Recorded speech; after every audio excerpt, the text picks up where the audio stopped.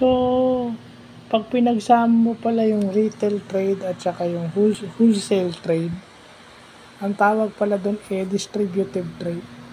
So, yun. Sa European Union glossary na nakita ko, yung glossary ng structured business statistics at short-time business statistics, yun yung tinignan natin.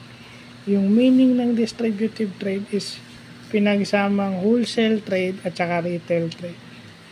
O nga naman kasi, ano yun pag nagbenta sila, dinidistribute din nila sa iba habang sila kumikita. Yun.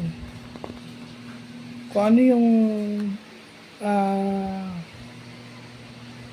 binili nila para ibenta, yun din ang ibinebenta nila sa iba. Diba? Wholesale kasi maramihan. Pag yung retail, dito, diba? Yung pakunti-kunti. Diba? Wholesale kasi bulto-bulto, diba?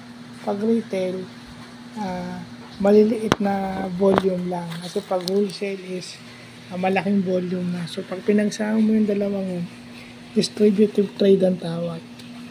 So, yun yung magandang natututunan natin. And, ano pa ba?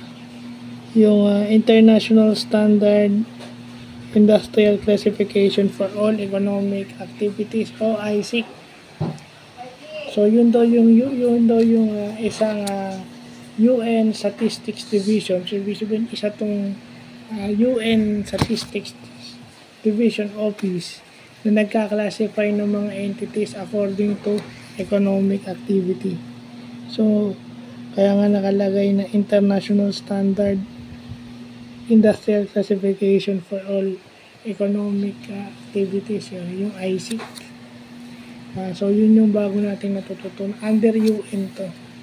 So, kasi, pang general to, hindi ako kumukuha ng pang UN. Kasi, ibig sabihin, hindi applicable sa Pilipinas. Yung kinukuha ko lang na term is yung applicable sa Pilipinas. Pwedeng maging applicable sa Pilipinas. Yung distributive trade, tsaka yung ISIC,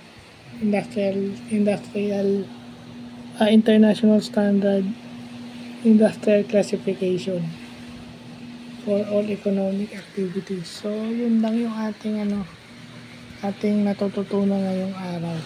At least may bago na naman tayong nalaman na sangay ng United Nations. So, yun lang po.